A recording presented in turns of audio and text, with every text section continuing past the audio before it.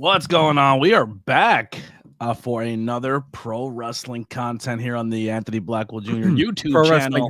Pro wrestling content goes Hollywood. Goes Hollywood. I love that. We do. Philly Mike may join us at some point tonight. No precious tonight.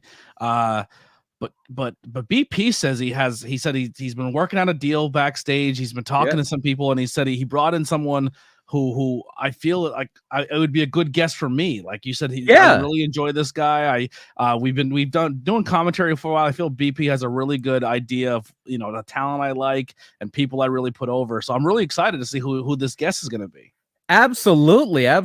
I know you are, as am I, a big fan of the Sanctuary. Yeah. And if there was one person who's a regular at the Sanctuary who you would want to have on this program, the answer wrestling with? Yeah, the answer is fairly obvious. Oh, you got Schultz on here? Hawthorne, you got Hawthorne. Sweet. Yeah, it's crispy. It's crispy. Jesus Christ, what are you doing to me? It's bad enough I have Ricky Price at the end of the month. Now you bring Crispy in here? The honor roll needs representation on this show. Precious, unavailable. Vince Torres, unavailable. Oh, Zach Xander, unavailable. But who's here to save the day? The one and only Crispy. All right, we'll make do. We'll make do with what we got. Make do. How dare you? How dare you, sir? Oh, welcome to the stream, Crispy. All jokes aside, Crispy has been an absolute all-star when it comes to this channel and some of the behind-the-scenes stuff. If you have explored or been to our Discord, it's been absolutely insane. Crispy's been a huge part of that and updating it. But so yes, all joking aside, I love me, Crispy. By the way, world champion at Sanctuary. so thank you for saying that, because any guest we could from the Sanctuary. J.S. Hawthorne, so that's a big FU to Mr. John Patrick Trotsky. That's a big FU to Mr. Ace Oh my Austin. God, could you imagine having Trotsky on here to talk wrestling with us? That would be amazing. Break down every little thing. Oh my God. Actually, it's not a bad idea. One night we might have to call in the reserves. First off, we'd have to get probably Trotsky to watch. Yeah, well, who has to be current day wrestling? It could be anything. He did watch the Rumble. Did he? So, yeah. Interesting. So we're going to cover WrestleMania 39. WrestleMania Goes Hollywood tonight. Very interesting card. A lot of developing things. Before we jump right into it, though, and I know I said behind the stage, we're going to jump right into it. Did you watch? How much Collective did you watch? I watched my fair share. I watched most of Blood. I watched all Bloodsport in pieces. I watched the DDT show, the DDT versus GCW show. Oh my God. See, I already knew about DDT. This was not surprising to me. What was your match? Well, I know you loved the what do we call it? The pheromones? Pheromones and Bussy was the greatest thing I've ever seen. Every year, Effie and Ali just make me fall in love with them even more. I've been in on Danshoko Dino for a long time. Do you know what that translates to in Japanese? No. It literally just translates to homosexual Dino, which is his entire shtick. Is it's just working ways to have men's faces inserted into his ass in as many creative ways as possible, or women's faces in the case of that match. Because Ali catches the unfortunate recipient. There. The funny thing is, Ali was like the straight person, the straight edge person the whole time. Like, yeah, we are here to wrestle, guys. Like, just for her to be like playing the straight man was until she finally has enough, and then the shorts come off too. Yeah. What a great card. I watched most of day one, most of day two, and then Life, and then everything else caught me. So I am a little behind. I didn't get to see For the Culture was really fun. I did watch For the Culture. Darius Carter, great showing. Yeah, big win. Keita Murray got a win on Effie's Big Gay Brunch. JC Storm was there for the Culture. The girl who JC was wrestling in that not Mercedes, Maserati. Okay. She was just recently at the CFU show. Oh, nice. I got to meet her. She's really nice. Yeah. There's somebody that played into Joey Janela's Spring Break was a lot of fun. It's not the same without the clusterfuck. I think they slipped up by not doing the clusterfuck. I don't know if they didn't have enough people. They didn't want to fly people into LA. Deppen and Homicide had a good match. Deppen and Homicide had a tag team match. I forget the person's name from DDT that was the main guy on the team, and then it was Jun Akiyama. I don't know why I couldn't think of Jun Akiyama's name. Yeah. That was DDT versus GCW show. And then Tony Deppen also had a really great match with Negro Casas at the World on Lucha. And just real quick, for behind the scenes, me and Brian both enjoying our Pilgrim Tony Deppen beers. There they are. My lighting is not great, but yeah, that's the Red John Czech Amber Pilsner. I have water. Yeah. Grow up, Crispy. Jesus. Like a true nerds, these honor society nerds. Wait. It's flavored water, so yeah. Nerd.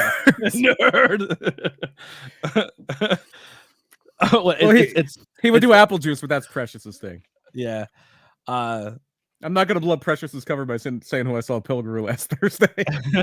Yeah.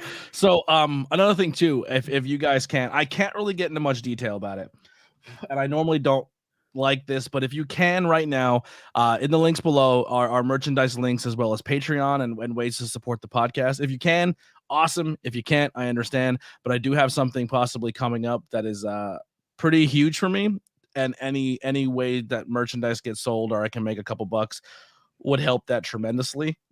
It's not the end all be all. If I don't, I will find my own ways to raise the money for it. But any funds right now would be very helpful towards this. I can't really get into it. I really don't want to make any announcements or anything, but it's pretty crazy. He has an offer to be the pheromones fluffer, and he can't pass it up. I'm going to Japan, and I'm part of the pheromones. Tickets to Japan ain't cheap. Yeah, that's right. So any merchandise, if you guys want to grab it, our Patreon support would be huge right now. Also, links below for Philly Mike. I didn't put Crispy's links in. He was a last-minute replacement. I didn't know he was coming. BP booked it. But Crispy, we'll plug him at the end. Well, why don't we get we'll do it at the end. Yeah, Murder My Dude links are also at the very bottom too for you guys to go check out, and that's BP's thing. So let's get into Mania 39, Hollywood, red carpet. Let's do it. So we start off with the usual fanfare, the usual hullabaloo, America the Beautiful. I don't remember who exactly did America the Beautiful. Did a good job. It wasn't Rockin' Rebel. We don't care. Rockin' Robin. It definitely was not Rockin' Rebel. Very much dead. Very much dead. But still, being dead would have probably given just as much effort as John Cena, who was in our opening match against Austin Theory for the United States title. The very cool thing here is John Cena does come out with a bunch of kids from the Make-A-Wish Foundation who all got to come out in the aisle with him. Or out on the watched stage him lose. Oh, no, they went to the back. What I'm hoping they did is I'm hoping they had an alternate thing they filmed at the Performance Center where Cena wins, and then they just deep faked it into like a shot of the live WrestleMania crowd. You bring a stage full of Make-A-Wish kids, and then he loses in front of them. Well, when I'm watching, I'm like, Theory's probably winning this thing. Why are they bringing up the Make-A-Wish kids? Is Cena going to turn heel? Like, I would have won if it wasn't for those Make-A-Wish kids. I was out all night partying with the Make-A-Wish kids the night before, painting the town red. Could that be a great heel turn for Cena? So here's we're just doing the new version of WWE now. If we don't like something, we say that was Vince booking. So yeah, if it was bad, it was Vince. If it was good, it was Triple H. Yeah, Triple H can do no wrong, and Vince can do no right. Yeah, that was a Vince booking. He said, Vince "Get the kids out there." It's a classic John Cena match. Yeah, literally is that the last we see John Cena? No, he'll probably do something. No, I don't think I know he's doing like some A&E show, like a reality show about like up and comers or something like that. People trying to get into WWE, trying to break through. But no, I'm sure he'll be back at some point. He'll definitely be back. Yeah. If nothing else, he'll do the Hall of Fame, maybe even next year. But this is followed by a Triple H match. Triple H gets a chance to book something next. It's a 4-way tag. The Street Profits defeating Braun Strowman and Ricochet, the Alpha Academy, the Viking Raiders, when I believe Ford pinned, I want to say Gable, but I don't remember. Yes. I just assume Gable got pinned. I just watched this. I don't remember. I will say this though, for a match that didn't care about going into it, they killed it. It was very entertaining, fun match to watch. Yeah, it was like a great SmackDown match. Like if you were to watch SmackDown, I'd be like, that was probably the best match of the night. It was a lot of fun. Not a lot of not a lot of story, but how much story can you get when it's a 4-way tag and they only get 8.5 minutes? How much story can you really have? And real quick, Austin Theory did win by some dirty, but with a low blow. Yeah. We didn't really cover that. He did tap out though, so he technically. Yeah, they did the bump and the tap out and so Cena technically beat him, but yeah. Braun Strowman on the top ropes, yikes! Yeah. And then the the one of my favorite spots is he's doing the Strowman Express around the ring, knocking everybody down. Yeah. And then Angelo Dawkins gets it's usually Ford that gets the Montez that gets the big spot for the Street Profits, but he just Dawkins just levels Strowman out of nowhere. Yeah. Shades of Monty Brown with the pounce. Yeah. It was fun. Next matchup here. Next match was Seth Rollins and Logan Paul. Logan Paul is out with his Prime Energy mascot, which turns out I swore I thought it was R-Truth. I'm not part of the youths anymore. I'm an old man. Part of the youth. I'm not hip. I'm cool. I'm not with it. I'm not hip. What was that, Dr. Evil? I don't do the Macarena. I don't know where the whoop there it is. I'm not down with OPP. I'm gonna be honest, I don't know who KSI is either. So when they took that cap off, I'm like, is that R-Truth? And it sounds somewhat racist, but I was like, is that R-Truth? I do have to say, giving Logan a live mic during his entrance was like one of the greatest things ever. Like it was so funny, like having him come down like, it's my birthday. They gave him the Shawn Michaels entrance. Yeah. Which I guess some people were anytime anybody is suspended on wires in WWE now, people are going to get a little uncomfortable. Listen, but I think we have ziplining pretty down pat. Yeah. Like, you can go ziplining anywhere in the world. You know what I mean? Like, yeah, I thought it was fine. Yeah. Stephen Chambers in the chat here thought it could be Jake Paul. That's what I thought initially. I thought, I don't know enough about Jake Paul. Jake's a big dude. He's pretty. Yeah. I did see that fight with him and Fury and like one of his other ones. I think I saw him when he beat up the basketball player Nate Robinson. Oh, Nate Robinson. Yeah. But yeah. It was KSI. That was the one thing that was a little off because KSI was clearly on the table and then Logan looked and jumped, but it was fine. It was wrestling. It was fun. It was a fun spot. Fun match. Good for Seth Rollins. This is his first WrestleMania win since he beat Lesnar at 35. So yeah, he was due. Long time. Yeah. But overall so far, card's great. Night one, we're having a good time. Night one was a good time. Night one was a very good time. Also, Logan Paul with the Shawn Michaels entrance, been trained by Sean. Essentially, Sean's been his head trainer. Oh, really? Interesting. Yeah. One of the people said, "Oh, Logan Paul's killing it," and Morrison said, "Yeah, anyone can kill it if they have a good work ethic, as athletic as he is, and gets trained every single day by Shawn Michaels." Well, there's some people in NXT. We don't know what their work ethic is, but there's some people in NXT that might. Well, no, Sean is like, that's like Sean's only job right now. Like Sean's booking and stuff and doing that, but like he's literally like Logan's project. Maybe you should find some other jobs. Get that booking to somebody else. I think Logan's like made for wrestling. He is. He's a great. Logan Paul is such a naturally good wrestler. Graves, let me know if you want to jump in on this, man. Let me know. Send me a link. We'll have you hop in. But overall fun match. Yeah, so far so good. The John Cena thing was a little flat. It was a little paint by numbers, but so far so good. It was John Cena set. It was exactly what we were expecting, and it wasn't terrible. Yep. Yeah. Same thing I would say for the next match, a 6-woman tag where Trish Stratus, Lita, and Becky Lynch defeat Damage Control by pinfall. Not horrible match, but definitely the weakest of the night so far. The MVP of this match, by the way, by a mile, is Trish's top because that thing looked like it was holding on for dear life. Yeah. That thing looked like it was fighting a battle with gravity. It was going to lose any second, and it held on. Yeah. Give it up for the costume department.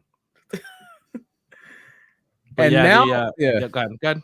Oh no! I was going to move on. So go ahead. If you got something to say about this, no, you go ahead. There's really nothing else in that match I could add. Yeah, I don't. Now this show is going to kick in the high gear. Now we're talking about. Now we're going to get good. Rey Mysterio and Dominic Mysterio and the Battle of the Mysterios brought to you by Cinnamon Toast Crunch. Because when I think of bitter family feuds where his son hates his father, I want to buy some Cinnamon Toast Crunch. Yes. That was a weird sponsor for that. Mysterio's blood feud leads to prison, leads to his sending his son to jail. Brought to you by Cinnamon Toast Crunch, in case you can see. And then the Cinemoji at ringside was NXT's Sol Ruka, the one that does that cool flip into like a back flip into a stunner. They call her female Kofi, essentially. Yeah, she was the Cinnamon Toast Crunch, the Cinemoji. That was her. That's crazy. Yeah. So yeah, Dominic's entrance, Steven Chambers in the chat, 100%. Really great. It's so funny because everybody wanted Dom to come out in a lowrider. And then you hear sirens, you're like, Scott Steiner? The good Steiner's coming? Is there like, yeah. If there is, it's Scott. People like Scott. People hated Scott for a while. People kind of like him now. Definitely more than his brother. And so yeah, there's the sirens and the police wagon comes out and they're leading Dom out in cuffs. He's got the cops on either side of him. He puts that mask on and you look at his chin and you're like, oh yeah, that is Ray's kid, isn't it? Yeah. Yep. And yeah, great entrance. Just the police escort is great. And then you get the lowrider. Ray comes out with Snoop. Comes out the gin and juice, which was fun. Well, Eddie's music first. Yeah. Yeah. Yeah. And then Eddie. Yeah. Yeah, that was a lot of fun, and the match itself held up. This was a match with a great Muda-inspired mask. Mm-hmm. Yes, and Rey Mysterio, if he had any life left in him, if he had any blood left in him, he was going to have a great match here, and he delivered. Yeah. This is something Ray. This is the reason Ray is still wrestling. Ray now is wrestling to cement his son's legacy. And it's starting to work. It's starting to come together now.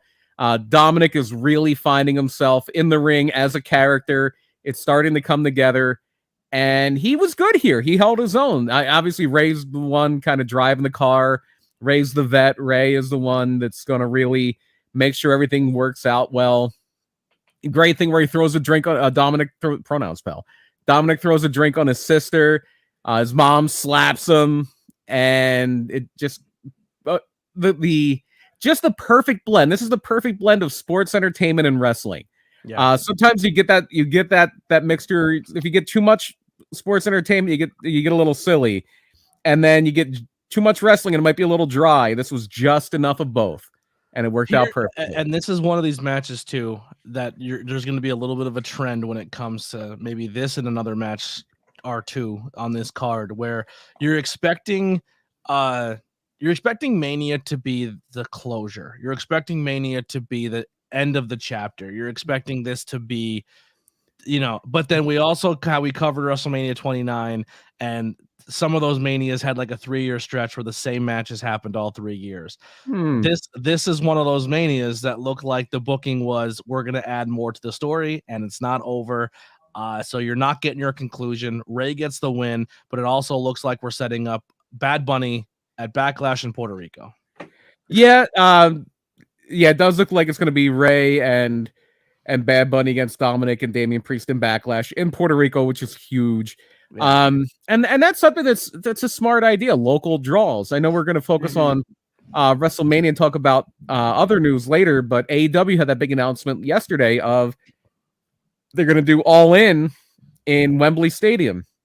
Stadium. That's a big stadium. One of the genuine largest gate or the largest crowd WWE ever had, larger for real than WrestleMania 3, was at Wembley Stadium for SummerSlam 92. That thing can pack in like 80,000 people, maybe less now. Jesus. When you put it up stages and everything. So they're going to have to load that card up. I think internationally it'll do well. Yeah. If AEW tried to book a stadium in America, I don't think they'd be able to do it. Depends on the size of the stadium. Maybe a ballpark, maybe something like a 40,000 seater or a soccer stadium they could do. Yeah. Yeah, they could probably fill up like, I'm thinking like, I don't know what it's called now. It used to be PPL Park, Talent Energy Stadium. The one the Philadelphia Union play, and we saw it going over the Commodore Barry Bridge going to the Monster Factory. Yeah. They could probably fill that stadium. That stadium maybe seats 25,000 people. And I know we're talking about Mania here, but one thing I will give credit for AEW here with is AEW now has given 2 major pay-per-views, major shows, with Forbidden Door going to Canada, and now this show going to UK. So yeah, Money in the Bank's going to be in London too. But I mean, this would be like if they were going to put one of their big 4 and stick it in another. Yeah. Well, they did do SummerSlam. London has one. The reason a lot of people won't do that, and AEW didn't do that either. All Out is still happening. It's happening like a week later or 2 weeks later, probably in Chicago. Yeah. So All In is just an extra one. It's not like it's going to be All In and then All Out. It's not replacing All Out.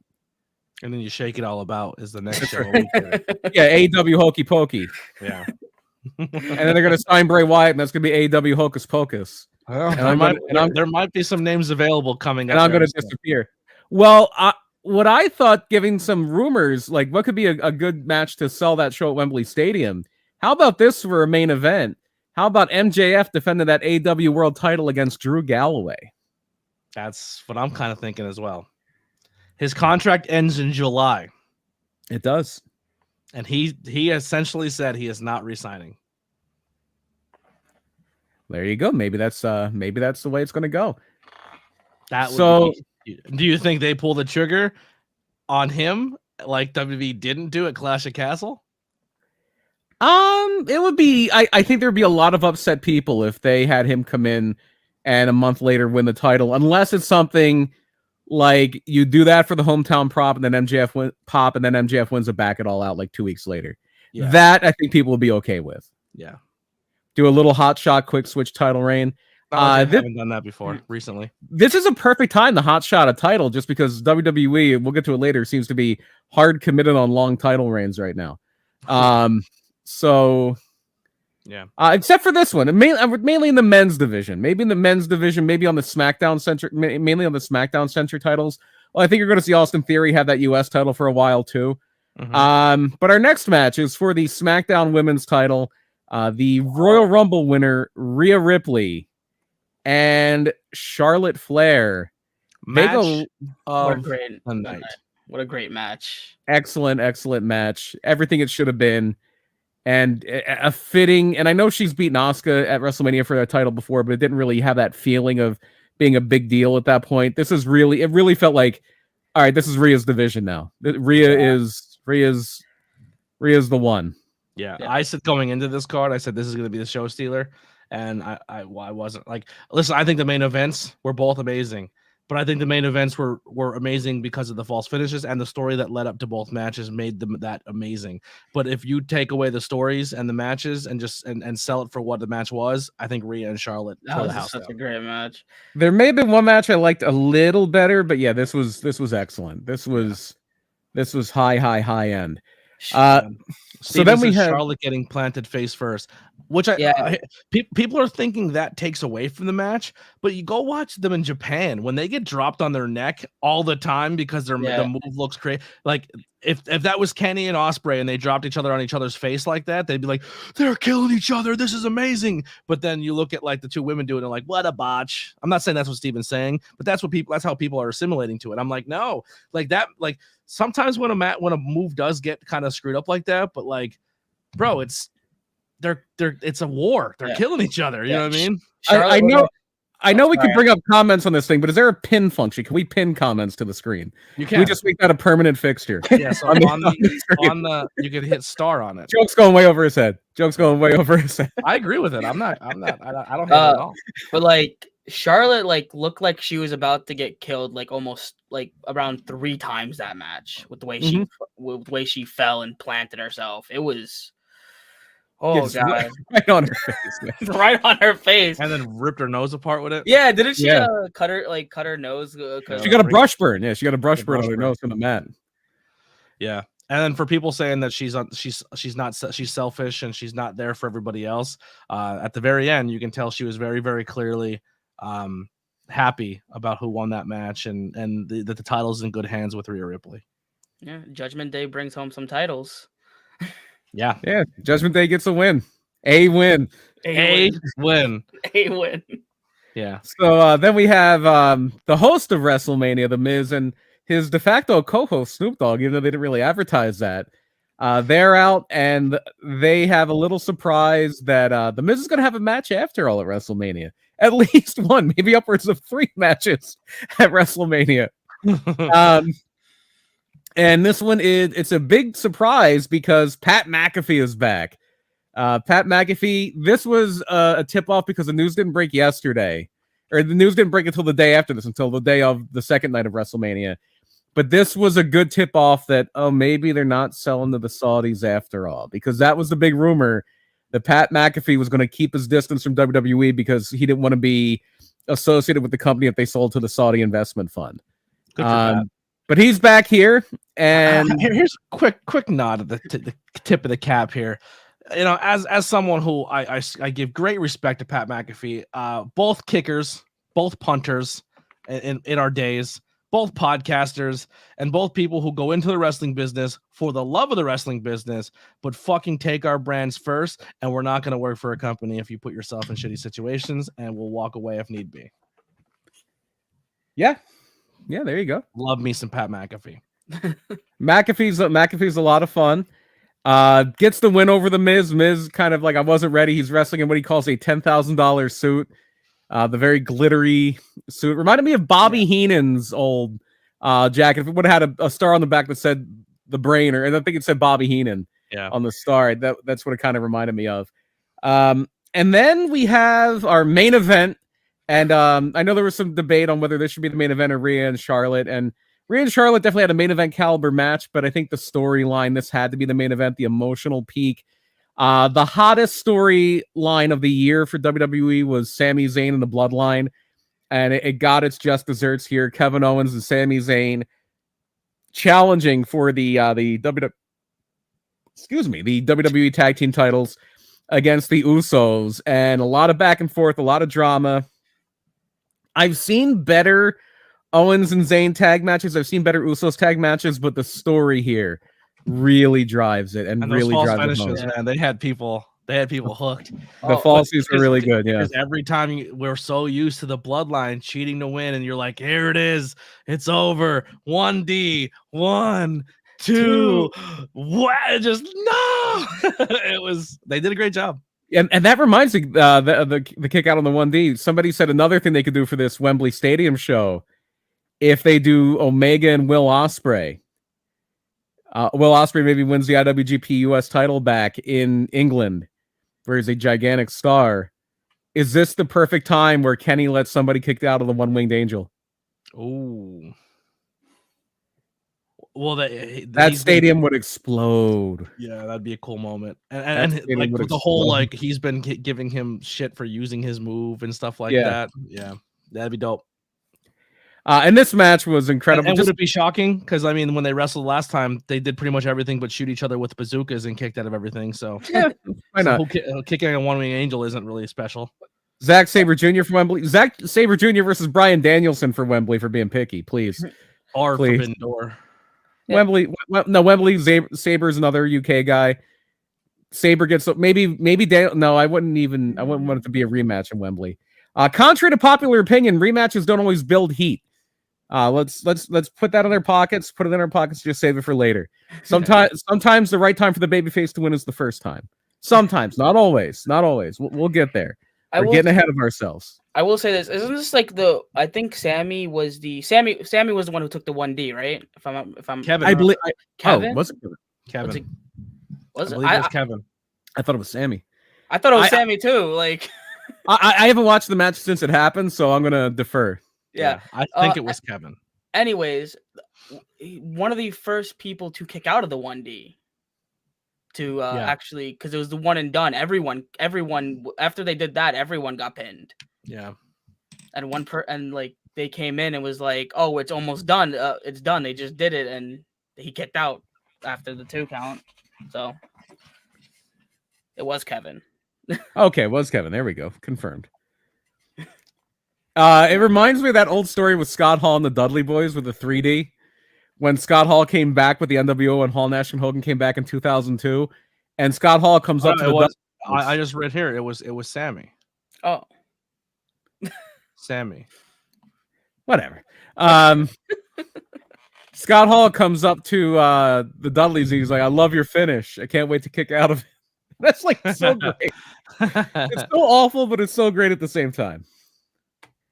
So that's a very fitting emotional end to night one with Sammy hitting Jey Uso with 3 haluva kicks. I thought he was going to do the "I'm sorry, I love you" before the last haluva kick, but he didn't do it. But especially for some of the older indie wrestling fans, people that watched Kevin Steen and Sammy's good friend El Generico and Ring of Honor or PWG or something like that. They had PWG on their gear. Yeah. So they Super Dragon credit a lot of their early career to LA and PWG, and that they said this is the city that essentially made them. So for them to headline Mania, Sammy doing it after a comedy spot, and Kevin doing it after hosting it last year and closing out the night with Austin. Mm-hmm. It was great for them. I love those two to death. They're probably 2 of my 3 favorite wrestlers in professional wrestling right now, and couldn't have been happier. Yeah, fitting end to night one. Yeah, fitting end to night one. Night one. It's close. I always try to protect really high scores, but that's a 9, if not a 9, and 8.75. It's about as close as you're going to get to a perfect score. It was really letter grade. That is a solid A. Yeah, that is if it's like an S tier thing, probably like an A+ tier, maybe low S tier. Yeah. I know we're talking about maybe doing a WrestleMania tier list, and if it was just night one for me, this would be like an either high A, low S tier. I said in our group chat, I said without even seeing night 2, night 1 was a great card. Yeah, and then night 2 happened. Then night 2 happened. Well, let's get into night 2. and it starts good. Well, here's what we're saying, right? Night 1, who booked it? Oh, Triple H. Triple H. Except for a few things here and there were Vince, but yeah, Triple H. Yeah. And then Vince said, "It's my turn, pal. Now it's my show." Because anything bad that was booked in here couldn't have possibly been Triple H. No. What are you talking about? Are you high? Triple H bad booking? Come on. Don't you remember the great booking in NXT? I mean, the matches were great, but the booking was the booking wasn't always good. Matches were, talent acquisitions were, booking was not always a strong point. So the only thing with night 1 that I was like, man, I feel like booking wise for me, I would have went Dom beats Ray. That's the only thing I probably would have changed. I think that story ends with Dom beating Ray, so I think just for the moment that one was okay. Yeah. I don't think they're not ending the story anytime soon between Dom and Ray. No, they seem like it. Well, the whole thing that I was speculating in my brain was thinking is after Mania, Triple H is eventually going to have his storylines, his thing, and he's going to start fresh and do his own thing after Mania. And then Mania happened, and then Dom and Ray are still doing a thing. So, there we go. No, I think when you see this Dom Ray storyline, and you might see Ray end. It may end with Dom taking Ray's mask and then Ray walking off into the sunset. I agree.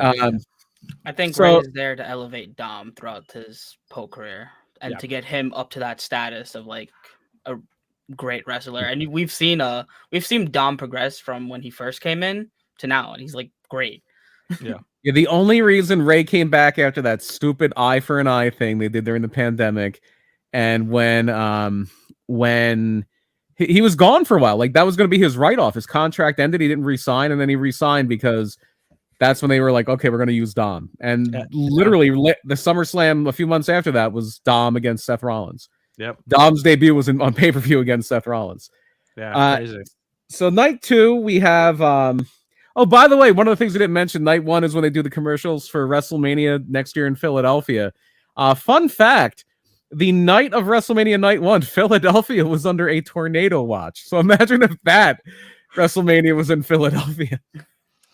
Who sings real quick? What's the opening music? Like the this one was Hollywood Swinging. Hollywood Swinging. What's the song for next year? You could go a bunch of ways. There's only one in my mind. What's that?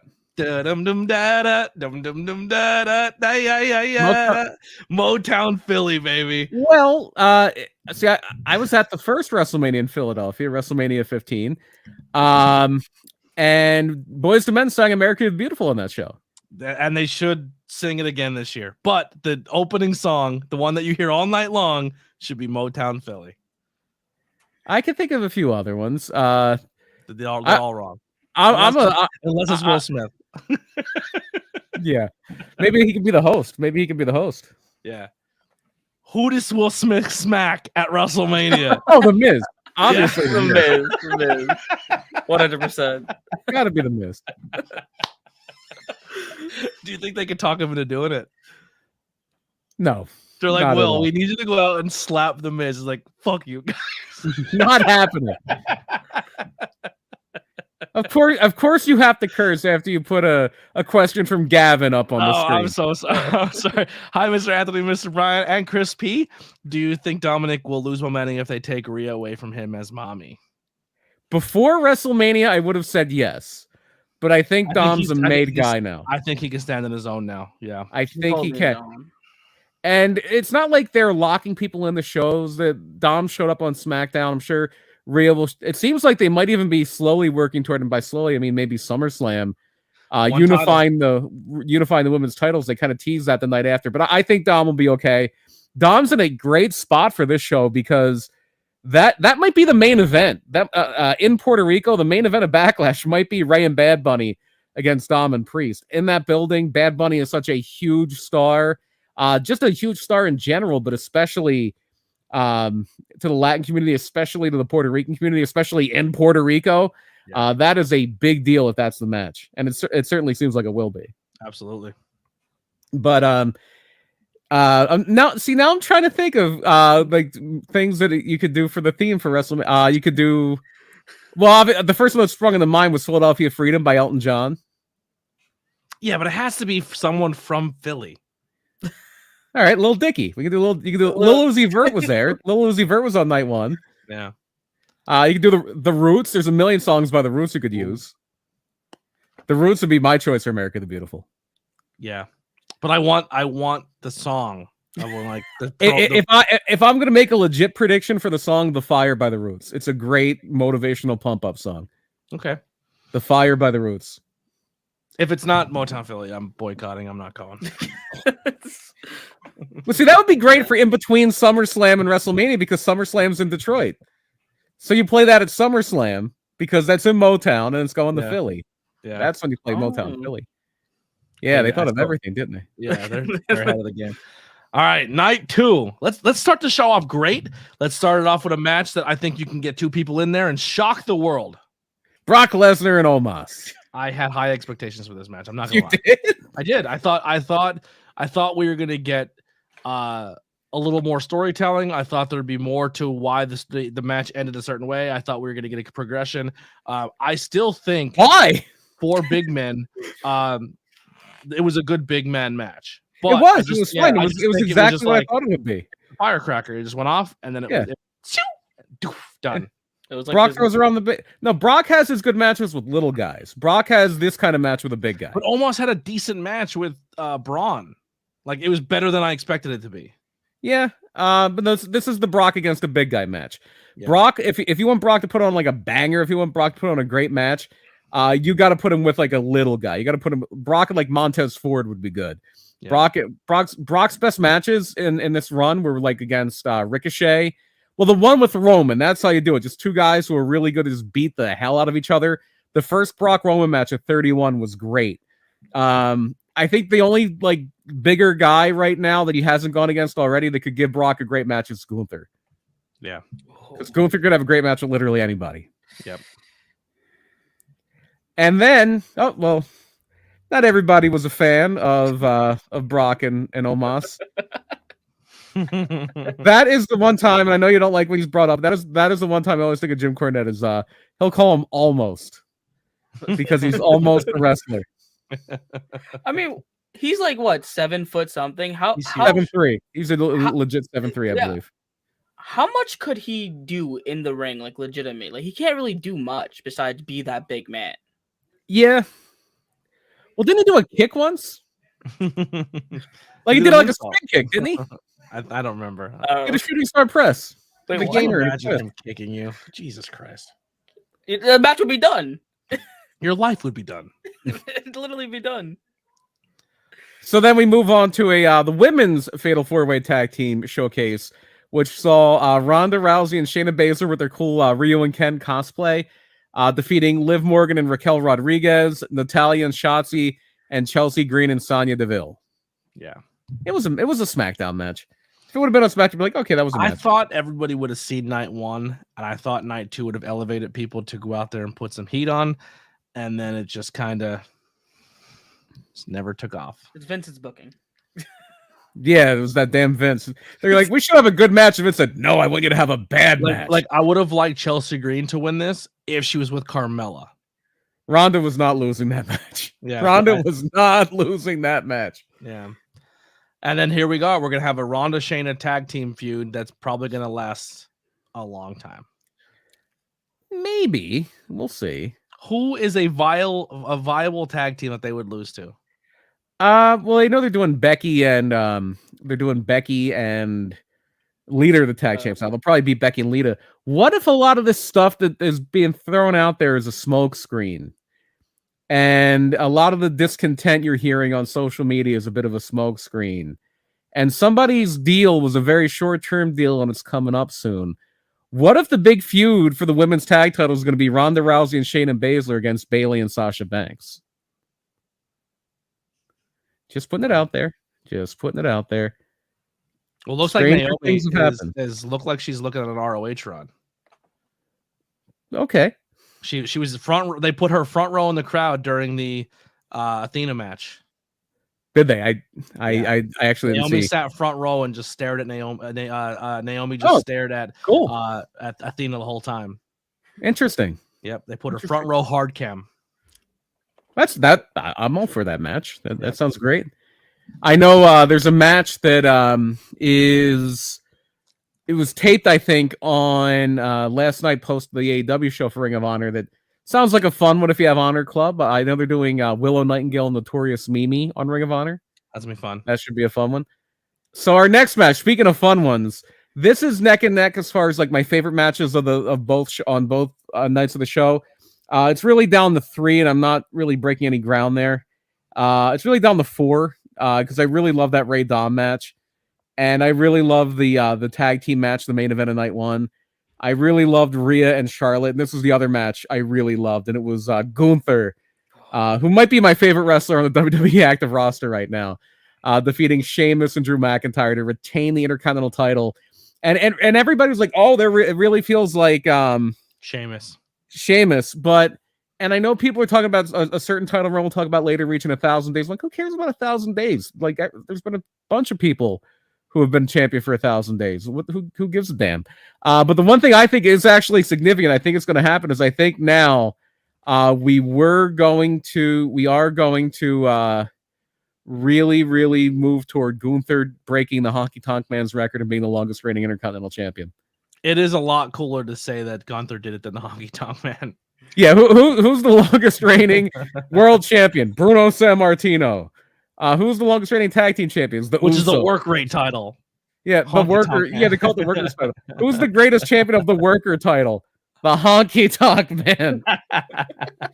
By the way, the Honky Tonk Man, if anyone's listening and you're local, is the only figure I need to complete my series of all the Walmart exclusive WWE superstars. So if you're in a Walmart and you see Honky Tonk Man, please, if we live close to each other, grab it from me. It's the only one I need. And I don't want to make it sound like I'm crapping on the Honky Tonk Man. The Honky Tonk Man was goddamn great. But we're talking about like the work rate title, like the Ricky Steamboat, Randy Savage, Shawn Michaels, Bret Hart title. Honky Tonk Man was a great character. He was if it was the character title, like, yeah, Honky Tonk Man was champion forever. Like, yeah, right on. Yeah. It was the Intercontinental title. The only thing with this match that was a little bit of a turnoff for me is I felt like the story was more about Drew and Sheamus than it was Gunther. And there was a huge section of that match where Gunther just rolled out of the ring and they worked. And he snuck in and stole the win, which was like, and that's fine. No, he didn't steal the win. He powerbombed one of them with the other one. That's true. Stealing the win. Yeah. But he let them two kill each other. Then he came in and killed them both. If I beat you with Crispy, I earned the win. If I take Crispy and beat you over the head with him, I've earned it. But he is the ring general, so that was the smart thing to do. Let them tear each other apart, come in the ring, and finish up business. We talk about all the time the backstage stuff, right? So like you go to a show and you're the guy who does a certain amount of things that the promoter likes. You're going to get opportunities. You're going to get better bookings. You're going to get ways to move up through the company. Kevin Owens essentially staying with the company granted him his Stone Cold spot, not leaving and jumping ship like everybody else did. And then this match, Gunther, them saying, yo, you're a little chubby, we don't like your look, and then him transforming himself is 100%. We're going to reward you with the longest rating IC title run. And now, if you don't count the greatest Royal Rumble, he's the longest time in the Royal Rumble too. Yeah. Yes. They are really rewarding him for his extra work he put in. And we don't know what's going to happen. Let's just table that we'll table this. The next thing I was going to say till the end of this show. With Drew? No, with Gunther. And something they were talking about Gunther possibly being a challenger for somebody if somebody else won a title. Yeah, I thought Gunther lost tonight and he moved on to a bigger title picture. But I think that may happen. Well, who knows? That was my prediction. I was like, all right. And once again, Drew's contract ending in July. And then in a couple months, if his contract is up and he doesn't resign, boy, that Wembley Stadium looks like a good place for Drew McIntyre to show up. Drew Galloway. Excuse me. Show up. Drew Wembley. No, it would be Drew Galloway. It would be Drew Galloway for sure. Ooh, if he shows up there. Yeah, that would Sabres there and Ospreay are somehow there. That would be a way to help pack a stadium. If your top three matches are Drew Galloway and MJF for the title, Kenny Omega and Will Ospreay for the IWGP US title, and Bryan Danielson against Zack Sabre Jr., you're going a long way to packing that stadium. You're going a long way. Although some people say the match they could really pack it would be, if they're willing to do business, the Elite against FTR and CM Punk. Might be another way to go. Oh, yeah. Yeah. All right, next match. Next match is for the Raw Women's title. By the way, got a good amount of people watching here. Make sure you hit those likes, thumbs ups, and if you haven't already, share the stream out because we're getting really close to that 700 mark. And let's get some fun shit. So then we have the women's title on the line. Bianca Belair defending against Asuka. Two really cool entrances here. Bianca had she had a contortionist whose mother had passed away, unfortunately. That was a really cool moment. The day of the show. Yeah. Yeah. Crazy. And Asuka had a bunch of fake Asukas with her. It was like the Eminem VMAs thing. They did it with John Cena one time too, where there's like an army of John Cena. I only know who two of them were. They were all independent stars. I know people who were there for the weekend for the independent shows. I know Viperous was one of them, and I know Kayla Sparks was one of them. That's all I know. Yeah, because they posted on Instagram that they they kind of outed themselves like Solaruka did. Yeah. Mm-hmm. And that it's kind of like when you look back at 30, and Triple H has the women with him when he comes out on the throne, and it's Alexa Bliss, it's Charlotte Flair, and it's Sasha Banks are his like women that are like kind of just his arm candy that night. Yep. And so, yeah, Bianca Belair gets the win. It's funny. I thought, Asuka's probably going to win coming up. I didn't realize Bianca was from LA because I know she went to University of Tennessee. I thought she was like Southern. But no, like once they were like, it's the hometown hero. And, you bring out the kids and just the representation that Bianca Belair has for a lot of girls who never had a role model like that in women's wrestling in WWE. Because Miss Jackie was always a heel. Jazz was usually a heel. Ember Moon never got a push. Jazz was the only woman who went into Mania and defended and won a title as a black female wrestler until Bianca Belair did at that show. There you go. And Bianca Belair with a third straight WrestleMania where she either wins or retains a women's title. Won the SmackDown women's title at 37, won the women's title from Becky at 38 in a great match, and has another really good match here and gets the better of Asuka. Yeah, great match. I don't think it was still Rhea and Charlotte, but it was a really Rhea and Charlotte. Like last year, I thought Bianca and Becky was a little better than Rhea and Ronda. This year, I think Rhea and Charlotte were a little bit better than Bianca and Asuka. Either match, if you put it on a card, are not going to be bad matches. No, all of them, all 4 of those matches are good. Yeah. So at this point, I was thinking, they're gonna really have to fall on their face at the end here for this to not be an all-time great WrestleMania. I do not think this was an all-time great WrestleMania. I think it was a very good WrestleMania, but the rest of the show happened. When things can go wrong, they can go wrong. Oh yeah. So it starts with Snoop and the Miz again. And we're already laughing. I want a preference. I'd never wish injury on anybody.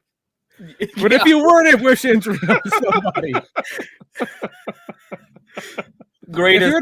if you were to pick one person to wish injury, well, it'd probably be Goldberg. But you and Bret Hart would probably wish injury on Goldberg. Actually, it might be Bret Hart. When he came out, all right. So Miz is gonna have another match. And he's going to bring somebody out. And everyone's like, it could literally be anybody. You can't ruin this spot. It could be LA Knight. It could be Bobby Lashley. It could be it could be Matt Cardona. Yeah, it could be The Fiend, and I wouldn't care. But no. Here comes the money. Here comes the damn money. And he comes hard. He comes down to the ring. He's dancing. He's blown up and he's hammered. And the second he literally calls for the mic, and you can tell it wasn't a spot he was supposed to call for the mic. And he gets on and he's crying and says, "You have no idea how much this means to me because my dad's back there and he fired me a couple months ago. And I thought I was never going to be here. You guys showed that you loved me." And I knew for a second, as soon as he hit the curtain back again, he was going to be like, "Dad, they still love me. I want to be involved in the title picture." And I want to ruin someone's strong push. And his dad would have said, "Oh, God damn it. Okay." And then we were blessed by whatever deity in wrestling. First of all, if there was ever any doubt that Vince McMahon was the person driving the ship creatively in WWE, it was erased the minute you heard the words, "Here comes the money." Because there is no way. And we've made fun of Triple H. He's made some mistakes too, in all seriousness. But he would have never, ever brought Shane McMahon back on his own volition. Not in a million years. Look, if you don't know why, just watch the show Succession on HBO. You'll see why. Very, very strong parallels to WWE. Very strong parallels. So Shane McMahon backs Edge in the corner. He's been gone for a year and a half, and he has not worked on his punches one bit. They still look awful. I can do this, and I'm as closer to hitting Crispy than Shane McMahon is to hitting Edge in the corner. Yeah, I'm closer to hitting Crispy right now than Shane was to hitting the Miz. And then we do the Irish Whip, leapfrog, get it again, but we don't get it again because he jumps over him, and I thought his ankle shattered. I thought it was an ankle. Leapfrog crunch. They're saying quad. Which, goddamn, the official injury of the McMahon family, and Triple H too. Triple H married him, but he's done it twice. If you're gonna be a McMahon, and there's one thing you want to fuck up in a ring, you don't want it to be your quad. And I think he wished he would have broke his ankle because he tore his quad in front of a live crowd. And he's just laying there like he can't do anything. He tried to stand up, and it just tears off the bone. And that's where it looks like he rolls his ankle when he goes to stand up, but I don't think he did. And you would think, okay, well, the Miz just pins him. Well, no, that's Shane McMahon. We can't have that. The Miz can't pin him. What are you talking about? So I never thought I would say this, but Snoop Dogg called an audible. He is a football coach. So if you look, they're showing footage now. The cameraman is literally going, punch him. So they got the headsets, but listen, regardless if someone fed it to Snoop or not, he handled it like a true Improv. It was good. The funniest thing in the history of professional wrestling is now watching Snoop Dogg hit the ropes. Because, and I am not ever going to pretend to be a wrestler. But Crispy, you can back this up. When they tell you to hit the ropes in wrestling, did they tell you to hit them as daintily and lightly as possible? No. Is that how they train you to hit the ropes in professional wrestling? No, not in the slightest. The ropes are thicker than Snoop Dogg. No, they tell you to hit the ropes as hard as you possibly can. That's why people who train wrestling have rope burn. That's why people who wrestle have rope burn, because you're supposed to hit the ropes angry. Yeah. Snoop Dogg acted like little 110-pound Snoop Dogg was going to snap the ropes if he didn't lightly back into them. Yeah. So your 2-time Grand Slam WWE holder has now took a loss to Snoop Dogg and a commentator in one WrestleMania. It is in Wikipedia. Snoop Dogg defeated The Miz by pinfall. That is Wikipedia official. Dude, if Shane McMahon, Miz hates him. He has to. He's like, you son of a bitch. I have a loss to Snoop Dogg, you scumbag. Snoop Dogg has a better winning percentage at WrestleMania than The Undertaker. Yeah. Than anybody, really. He's undefeated. Yeah. Him and Michael Cole. What the fuck? Shane McMahon tears a quad. Maybe this was an all-time great WrestleMania. Maybe I'm wrong. Honestly, one of the greatest spots that happened in WrestleMania. I'm glad I was there to watch it live. Like, if you think back to what are people going to remember this WrestleMania for? Is it going to be, it was the last WrestleMania before the sale?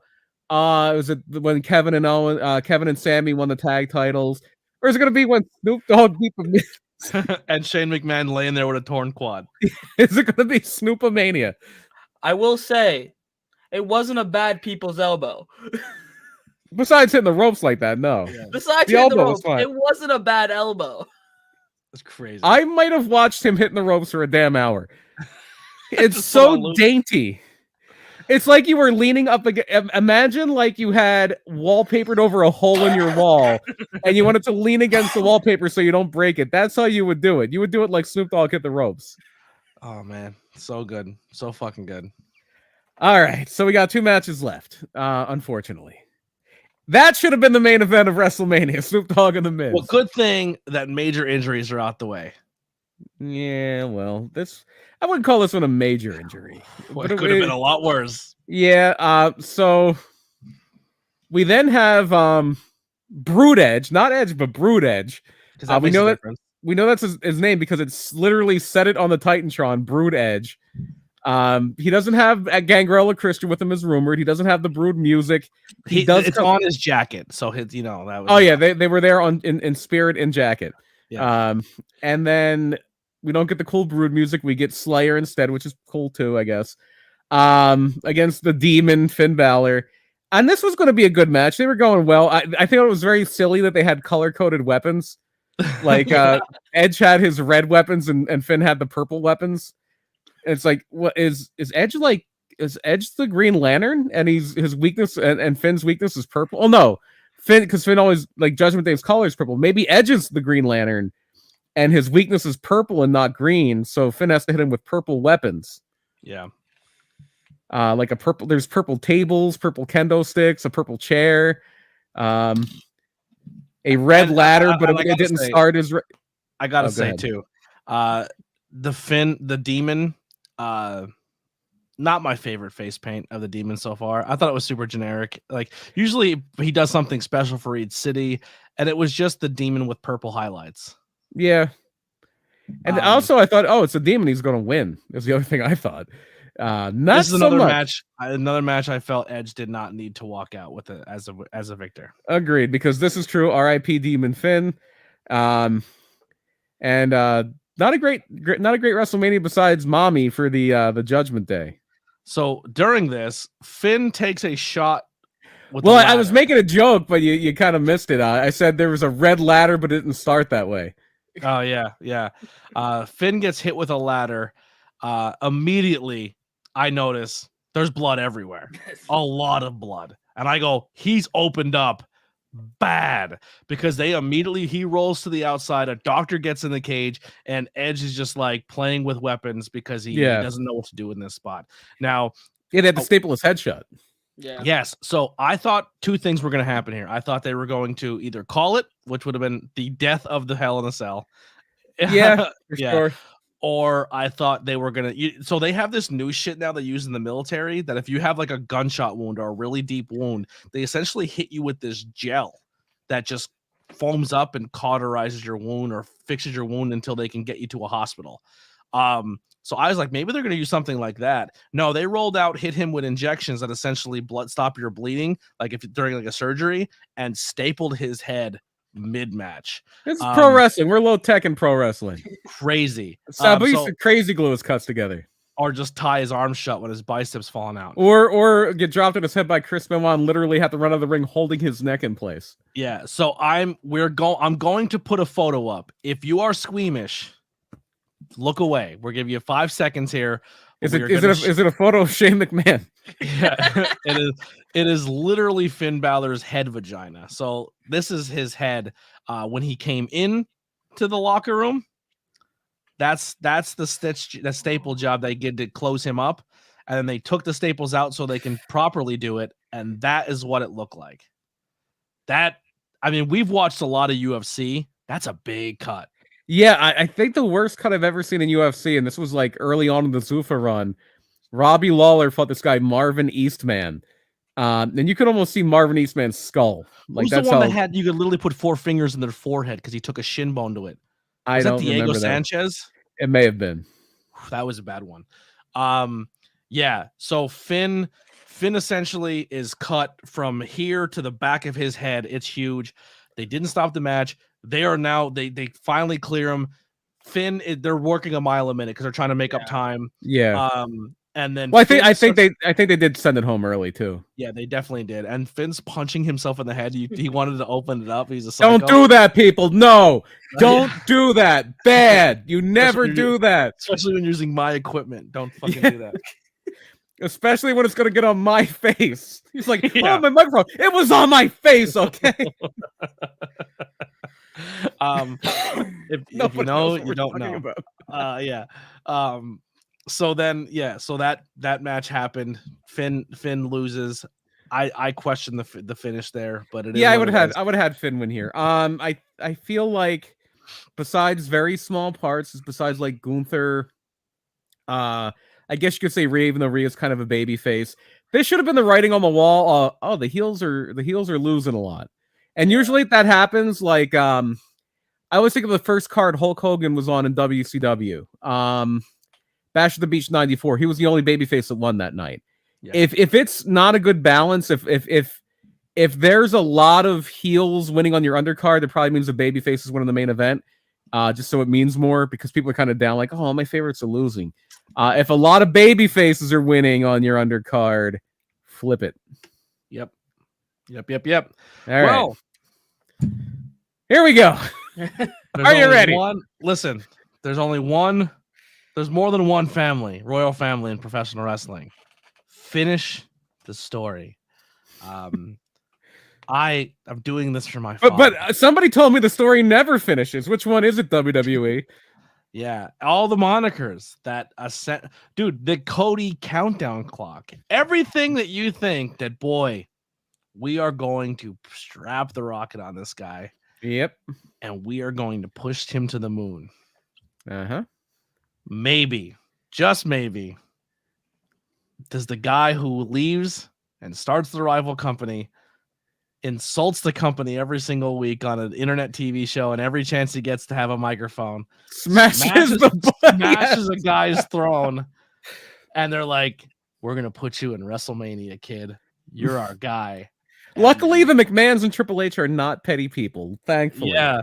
Thankfully. I said a long time ago, I said, bro, it looks weird if Cody's the guy that comes and defeats a guy after that long of a streak because he's an outsider. You know what I mean? Like, yes, you were thinking like the McMahons think, which is smart. No, I was thinking like, because McMahons are never going to put somebody over their homebred talent like that. And I was like, started there and was like, okay, maybe, and this is me rationalizing in retrospect, but He started there, and he came back. He made something of himself, and now he's the hometown hero. There's a lot of speculation. Oh, nothing. Just burying a guy that came back. That's all I'm doing. Yeah. Interesting here. I have dubbed this week. I have dubbed this week between the Mark Briscoe match, between a few other things on Dynamite. This is until FTR won the tag titles. This was National Castrate Your Baby Faces week. Well, what do you mean with the Mark Briscoe? He won. No, he lost. Samoa Joe beat him. Title. No. Oh my God. God. Joe beat him. Look, wow.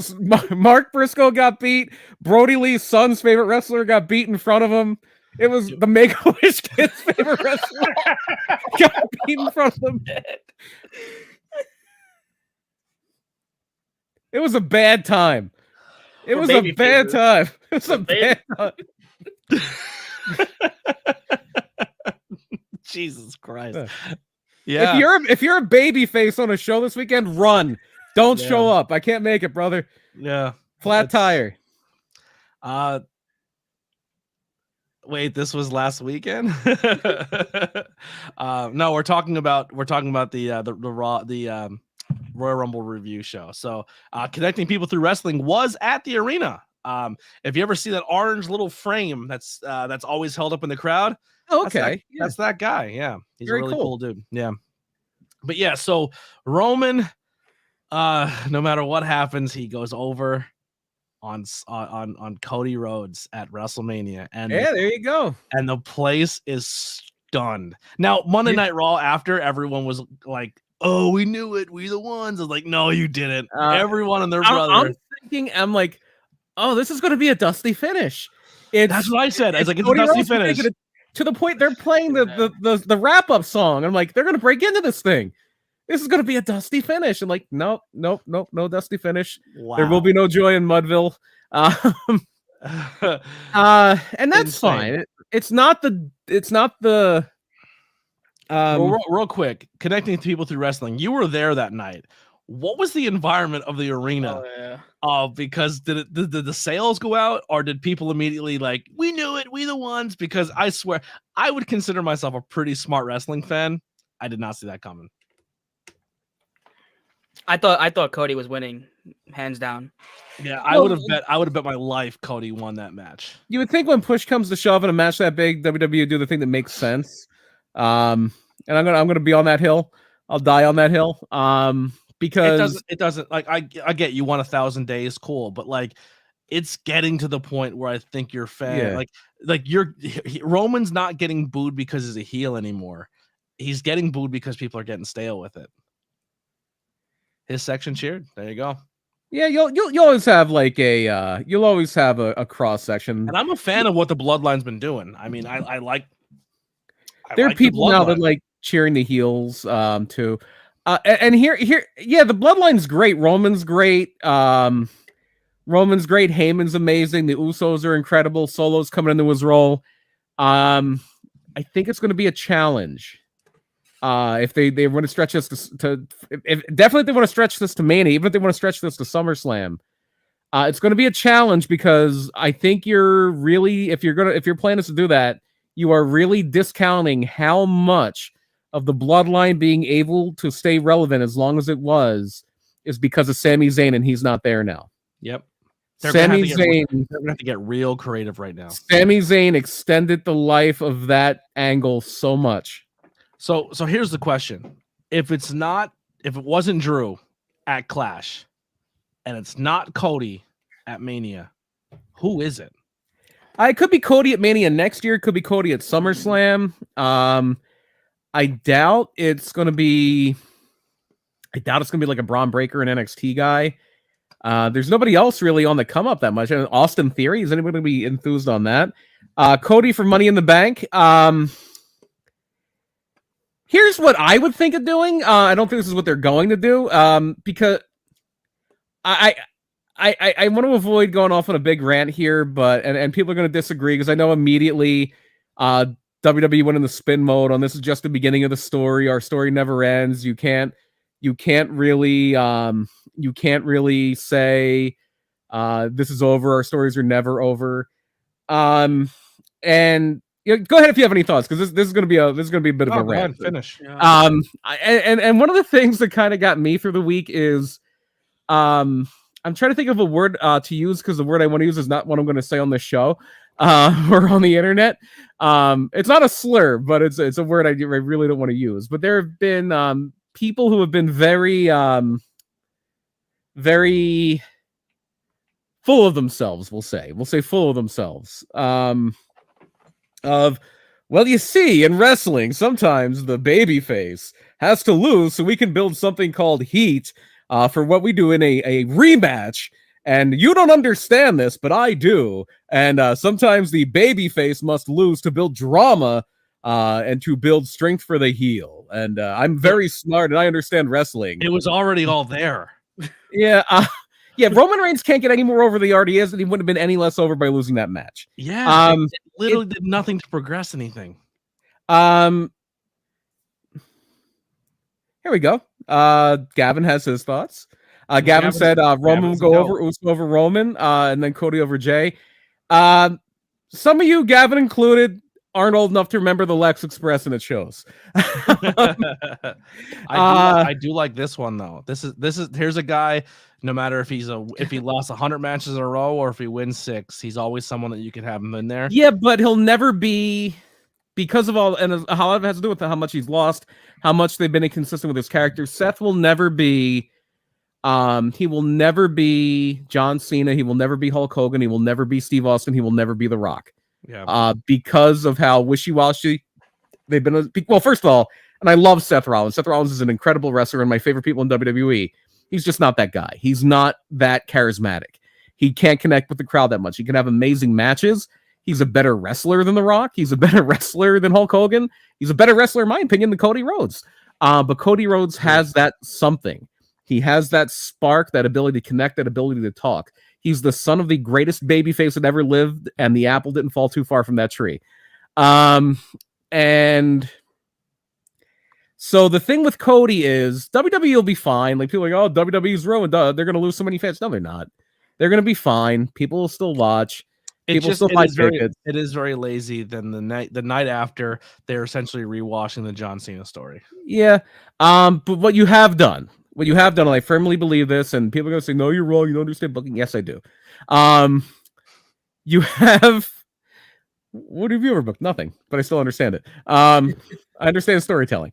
What you have done here is you have put a ceiling on Cody Rhodes that is much lower than the ceiling was a week ago. Cody Rhodes' ceiling now, it used to be, okay, maybe this guy could be your... And he wasn't going to be as big as John Cena. He wasn't going to be as big as Hogan. He wasn't going to be as big as Austin or The Rock. I think he could have. So do I, but I don't want to say that because it sounds odd now. I think he goes over at Mania. He's your next John Cena. He's your Make-A-Wish. He's all of that. Yeah, but now him losing at Mania definitely that caps him. Even if he wins at SummerSlam, even if he wins at Mania next year, his ceiling is now Seth Rollins. His ceiling is now Bobby Lashley. Mm-hmm. He's a better talker than those guys. I think he's a better wrestler than Bobby Lashley, personally. He's right around Seth's level, different types of wrestlers, but that's his ceiling now because you killed him. You only had that first chance to really make a guy the guy. If the Iron Sheik would have beaten Hulk Hogan and then Hulk Hogan wins the rematch, maybe it doesn't go the way it did. Yeah. If Shawn Michaels, if the Undertaker wasn't out back taping up his fist and Shawn Michaels said, "Oh, this doesn't work for me," and Vince was like, "Okay, Shawn, he can beat you at SummerSlam," maybe it doesn't go over the way it did. John Cena, a big win at Mania when the timing and everything in the story is perfect, skyrockets a career. Because it did make me think of the Lex Express thing. It made me think of how everything was right for Lex Luger to beat Yokozuna at that SummerSlam. They do the Lex Express thing. He's the new big baby face. He's your Hulk Hogan circuit because Hulk Hogan's not coming back. And they have him win by count out. And they stretch it all the way to WrestleMania, and by that point, the air was out of the balloon. You have to time these things right. And it makes me think of one of the greatest wrestling minds of all time, one of the greatest bookers of all time, maybe the greatest booker of all time. Giant Baba. who was the founder and for many years the creative force behind All Japan Wrestling.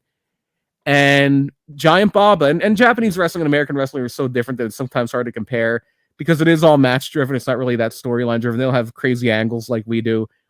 But what Giant Baba would do to really make sure he had the pulse of his audience is when everything would start, before the shows would start, Giant Baba wouldn't be in the back getting everything going. He had lieutenants to do that. Giant Baba would be in the concourse. He would be watching people come in. He'd be watching the merch stand. He'd be watching all these things. And there's a very famous story in the early 90s where they're doing a big Triple Crown title match with Jumbo Tsuruta and Mitsuharu Misawa. And the plan was the opposite of this. The plan was Tsuruta's going to win the night. Tsuruta's the established star. He's been one of the biggest stars in Japanese wrestling for almost a decade. Tsuruta was going to win here. And then Misawa was going to conquer him in maybe 6 months to a year. And Baba was great at reading the room. He felt the energy. He felt what was going on there. And immediately he goes to the back and says, nope, Misawa's winning tonight. And Mitsuharu Misawa became the leader, the face of All Japan Wrestling for the next 10 years until Baba died. You literally had lightning in a bottle here. And you almost lost it by the Sammy story.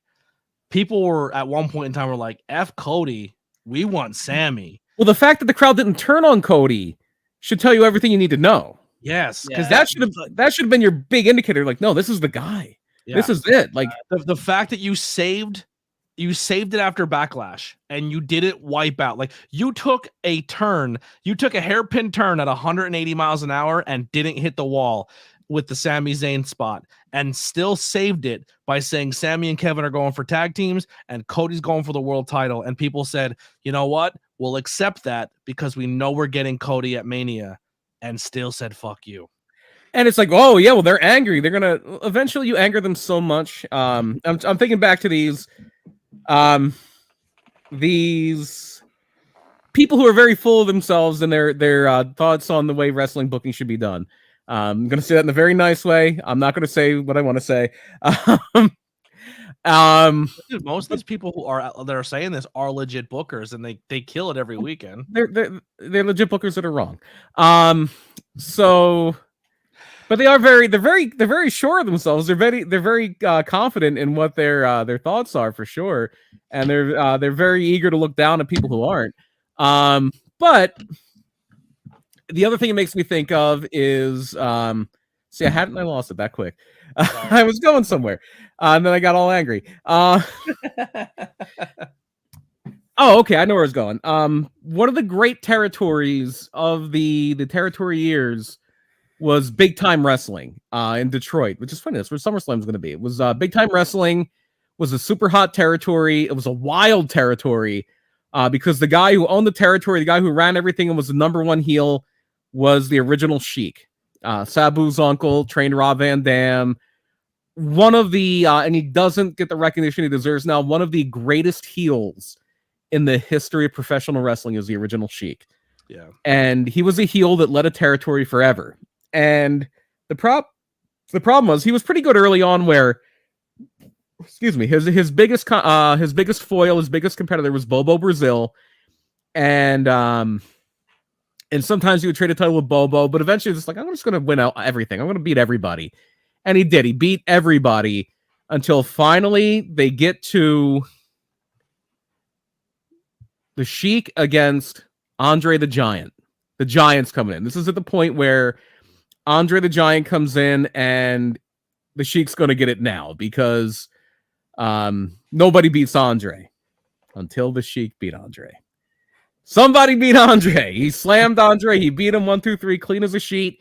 And the Detroit territory died.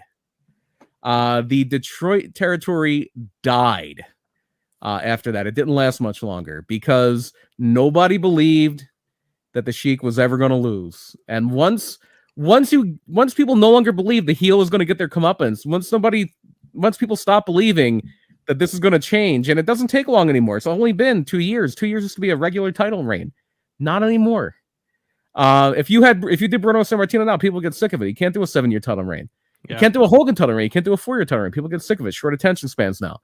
They're running you have to be careful just pushing one guy for 4 years, because you turn into fans going, fuck, we want something more than Hogan, we want something more than John Cena, we want something more than Roman Reigns.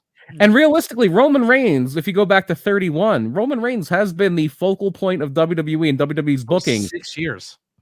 It's been 8 since WrestleMania 31. You had the layoff where he had, unfortunately, had the layoff where he had leukemia. You've had things were like, okay, let's cool him off a little bit. But no, he's been the centerpiece of WWE's booking for 8 years now.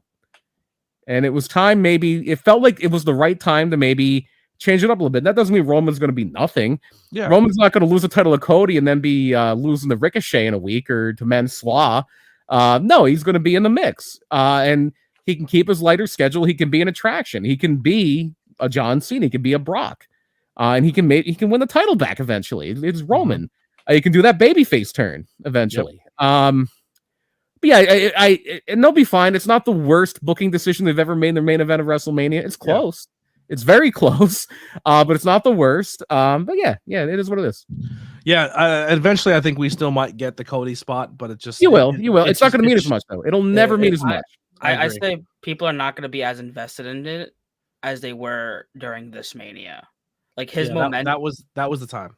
His momentum was essentially killed during this Mania. Yeah. And now Roman's possibly going to hold it up into the next pay-per-view or even to WrestleMania of next year, and we're going to see a Cody Roman again, and people are just going to be like, "Oh, Cody won." All right. I mean, of course people are going to be excited, but like it's going to be like, "Oh, we've already seen this happen. We've seen this storyline 1,000 times already." Yep. Mm-hmm. Yeah, it's very interesting. And honestly, what it's not really doing favors for WWE2 with the sale. And then the sale happens, and then Vince is essentially, I'm not in charge. Yes, I am. Well, like the world needed to finally see Vince's mustache, so it's worth it. Yeah, it's worth it. But essentially, everyone still had a held hope, like, oh, Triple H is going to be the guy going forward, and even the press conference said Triple H is the guy going forward, and then it's just like, oh, no, Vince is in charge of Raw. Raw fell. Vince is in charge of SmackDown tomorrow, and everyone's just like, do we invest in this? Is this what we want to do anymore as wrestling fans? Or do we want, like, Raw and WWE as a product was very hard to watch for a good 2.5 years. It was hard. It was not enjoyable. Raws were almost unbearable. And that last Raw after Mania felt like one of those Raws. And wrestling fans were just like we're kind of sitting here going, like, Triple H's run wasn't perfect, but it was better than the dog shit we were fed for 2 years. Yeah.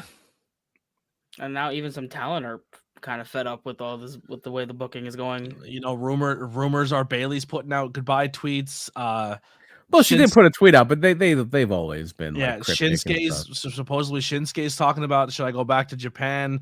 Charlotte Flair's asking for her release. Asuka's saying about going back to Japan. People are just like if I'm sitting in the locker room now and I'm a Gargano and I'm a Bray Wyatt and I'm a Braun Strowman and I'm all those people who are budget cuts, I'm sitting here going, I might not have a job in a couple weeks. Yep. Well, especially because usually whenever you have a big merger like they're doing now with Endeavor and WWE, and it's like everybody's talking about, the purchase price and everything. It's a stock. It's a full stock. It's a full stock merger. Like, they're not paying a dime for it. In fact, I forget the name of what they're doing, but it's just one of these. One of the many. There's a lot of these out there. These loopholes that make sure that giant corporations and billionaires never have to pay taxes. They're doing one of those to basically finance WWE's purchase. Wait, I thought we don't like socialism. No. Socialism for corporations, not for people. Oh, okay. Not for working class, but socialism for capitalism, for top tier is fine. Okay. Making sure for multi-billion-dollar corporations, you get all the socialism you want. Yeah. So the whole idea is that it's going to be a new company. That they said Nuco in the tweets. That's just a placeholder name. It's not going to be called Nuco. But basically, Endeavor, they already own UFC, but they're going to spin off UFC and WWE into a new company that's going to be together. And the shares in this company is going to be publicly traded. It's going to be 51% Endeavor, and it's going to be 49% WWE. So basically, the WWE shareholders will have stake in this new company that's going to also own UFC. And the board is going to be 6 seats on the board are going to be Endeavor people, and 5 are going to be WWE people. Vince McMahon is the executive chairman, but Ari Emanuel is the CEO. Dana White remains president of UFC. So the funniest thing about this is technically Vince McMahon will be Dana White's boss. That's pretty funny. That's pretty hilarious. But yeah, so it's going to be interesting. Isn't Endeavor putting their name in the hat for Washington as well? Were they? I heard Josh Harris. I didn't know about Endeavor. They can't afford it at this point. Yeah. One of the big things about this deal is they did not want to do a deal that's going to make them take on debt, because they're still paying off that $5 billion they bought UFC for. Now, I don't want to get too into the weeds, Vince, with this, but does this change how we consume pro wrestling in maybe in 2 or 3 years when the deals come up? That remains to be seen. I know. Here we go. Everett Lee, $79.99 WWE pay-per-view add-ons coming. Look out. If they do that, they're not going to do well. Maybe WrestleMania. WrestleMania you could sell for $70. If you like $70 for both nights, WrestleMania maybe. You might get people to pay like $50, $60 for the Rumble. They love their buy rates. SummerSlam. But that was already UFC's business model when Endeavor bought it. WWE hasn't had that business model in almost 10 years now. By the time the Peacock deal ends, WWE will have not had that pay-per-view business model for 12 years. Yeah. And you're going to now expect people who are used to getting WWE for $10 a month, and maybe now $10 a month with other stuff on Peacock. If you want to, if you think they're going to be okay with now paying $80 for maybe WrestleMania, but who's going to pay $80 for Backlash? Yeah. Well, is it the flip side? Do you think they look at a business model and say WWE is making more money selling a subscription service where the fans get more content, and maybe UFC jumps in the model where it says, hey, if you, and then they, like, you know what I mean? Maybe we buy one, like where they say, here's a UFC WWE app, and you get both in one for a $20 rate, and now pay-per-views and UFC pay-per-views under that subscription or thing. It's going to depend on how they want to approach it, because it's dependent on how their content partners have wanted it. I'm not gonna lie. A network where old UFC content and old WWE content are all in one place, that's kind of appealing to me. That's a good deal, yeah. It's going to depend, because right now for both UFC and WWE, the business move has been, we're not going to really try to do this on our own, whether it's selling pay-per-views, whether it's a WWE network, which is a standalone streaming service. They both got into the mindset of, we are going to sell our product to content providers.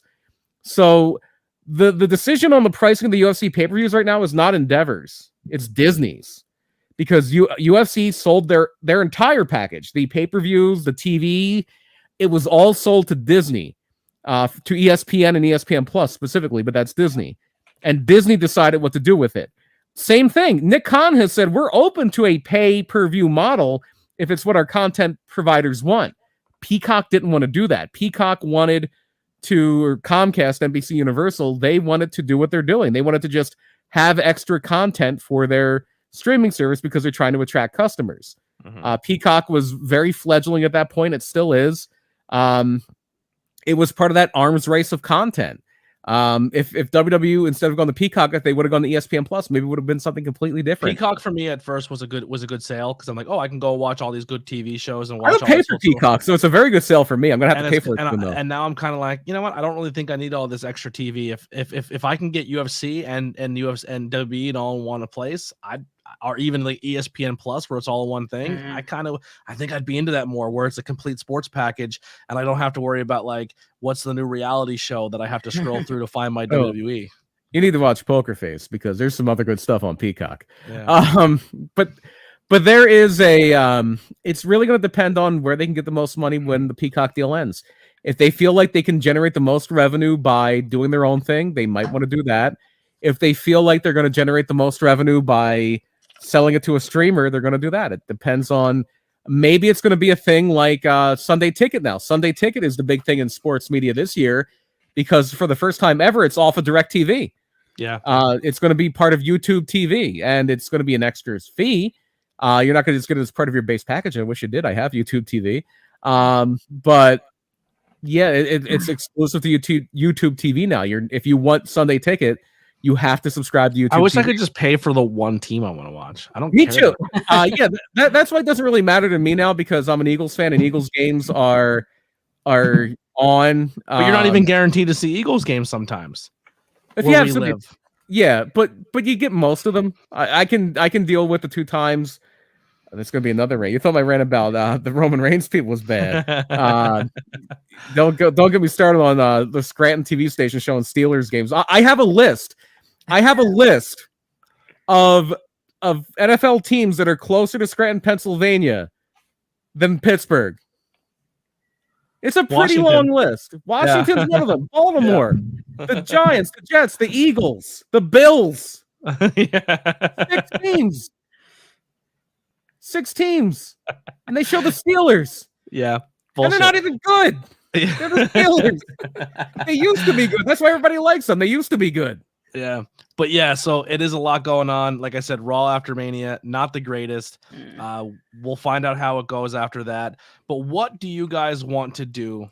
I think I'm Mania'd out. Let's take a little break from Mania. I know we want to do tier list of Mania. I don't think I could do another week. That might be a good thing to do down the road. Yeah. One other thing, by the way, before we wrap up this merger stuff, here's the most interesting thing for me in the short term. Endeavor. Who's the first crossover? Who's the first ex or current UFC star who goes? It's gotta be Connor, right? It's gotta be Connor. It's gotta be Connor. Yeah. It's gotta be. Or Daniel Cormier. Or do they cross over the other way? Does Ronda go back to UFC? Oh. Does Brock go to UFC? They cross over the other way.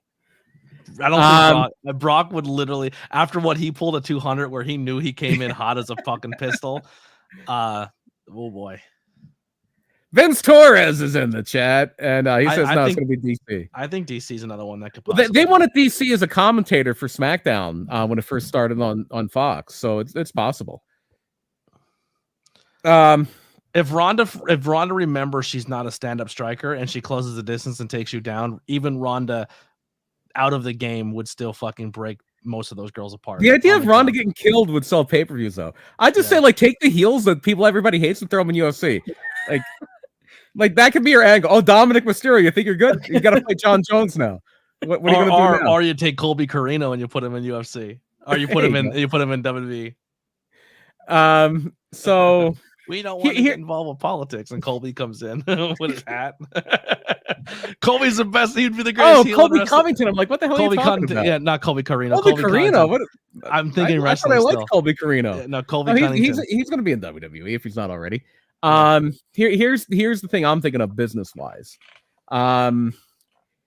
Endeavor got a $400 million investment a few years ago from the Saudi Development Fund or the Saudi Investment Fund, whatever it's called.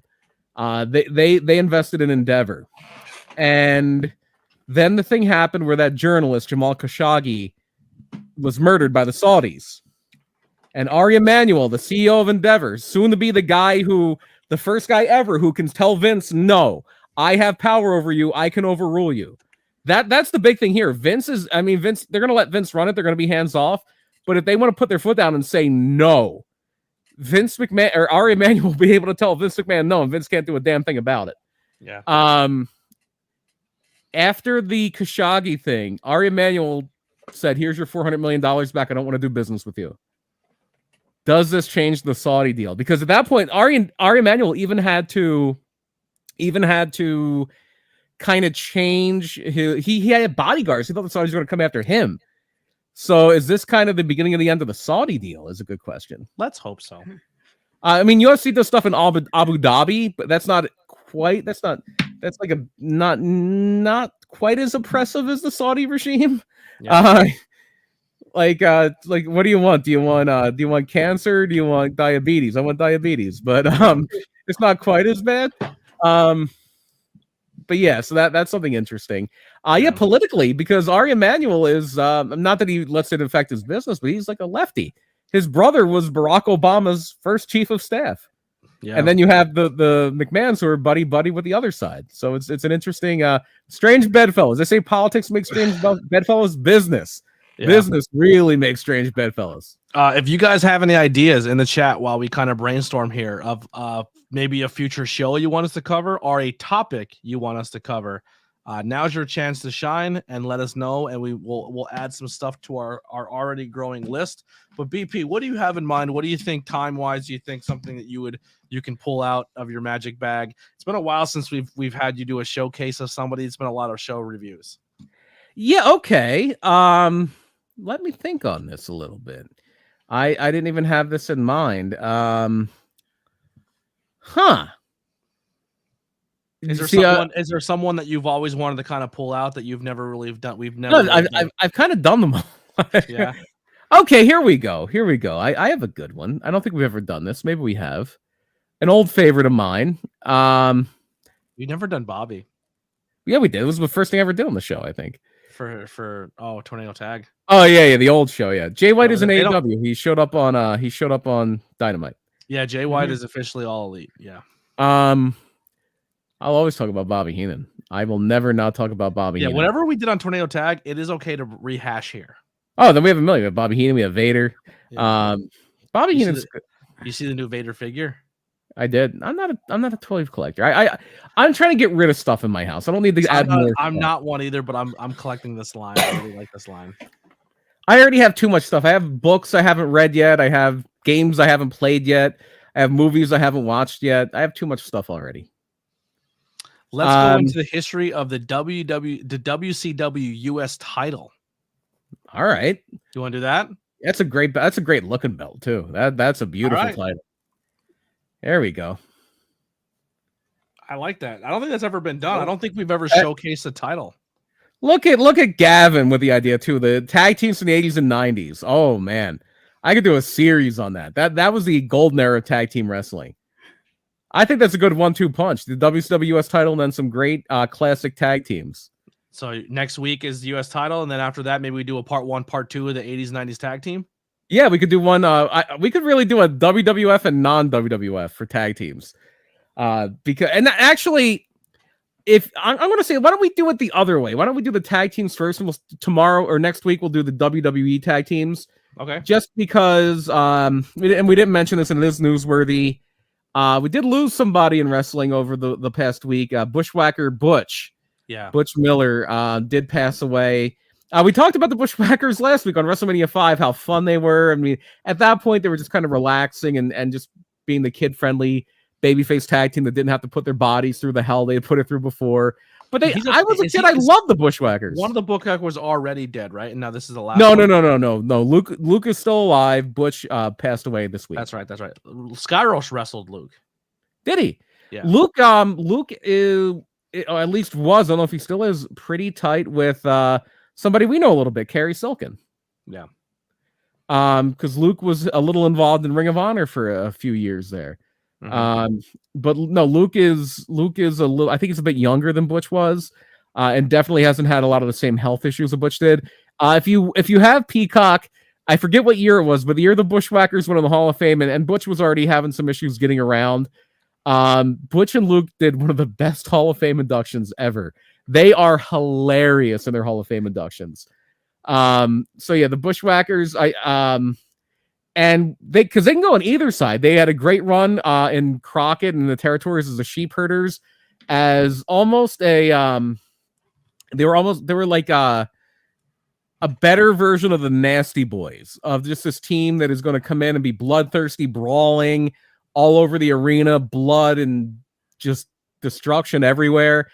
And then they are the exact opposite in WWF, and they did both very well. So yeah, and Gavin did have some great ones there. The Samoans, the Samoan SWAT team, the Islanders. There's a million Samoan teams. The Strongbows, the Youngbloods, Jay Youngblood and Ricky Steamboat, Killer Bees, the Bulldog. Oh yeah, I'm in on that. Rockers. Absolutely the Rockers. I'm never going to talk bad about the Rockers. Love the Rockers. All right, thank you guys. That was really good. Great feedback, and already look at your suggestions are future episodes. We love it. Yeah, that's a great suggestion. I'm excited for these two shows now. Yeah, 3. We got 3 shows out of this. Yeah, 3 of them. Yeah. Yep. If there's any other ones that you guys want to throw in there, and maybe not so much Gavin, but if maybe the other guy, that Irish John guy, wants to join that episode and join in, with us, let us know. We'll love to have you. Same with you, Scott. If you want to join us for the WCW title episode, I know Scott has it set up. We'd love to have you as well.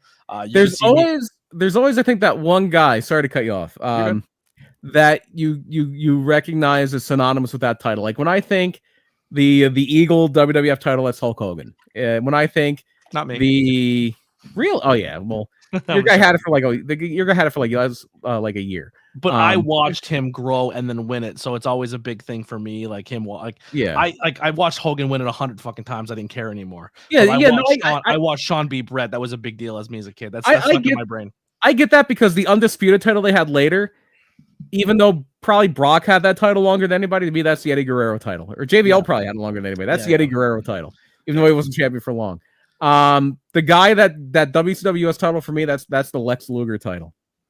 Okay, I don't know much about that title. I'm gonna be honest. It's gonna be fun to do some homework on that. Yeah, that's gonna be a fun one. That has roots in Jim Crockett Promotions as being like the main title for that. While you still had the traveling NWA champion, their main champion was the United States champion. Yeah. Well, let's before we get out of here, let's kind of we'll get ours out of the way. Anthony Blackwell Jr. all social media, links below for merchandise, as well as ways to support the channel with Patreon, Discord, the whole nine. Like I said, right now I can't really get into what exactly it is, and I know it's kind of weird to say, hey, go buy a t-shirt to support something I can't talk about yet, but I do have something coming up that any extra funds that the t-shirts funds can do, or Patreon funds can help out with. You can do as little as $1 a month. If we have 15 people do $1 and I get $15 a month just to bank away, that'd be dope. I hate asking for money or anything like that, but this is a pretty cool event for me coming up, and anything would help. But yeah, support t-shirts, the whole thing's out there. That's all I got. BP? Murder, my dude. We don't have a new episode this week, but last week we had the spring break episode, which takes a turn. Listen to that. Turn. There's a little bit of Satanism in there, a little bit of black magic and things like that.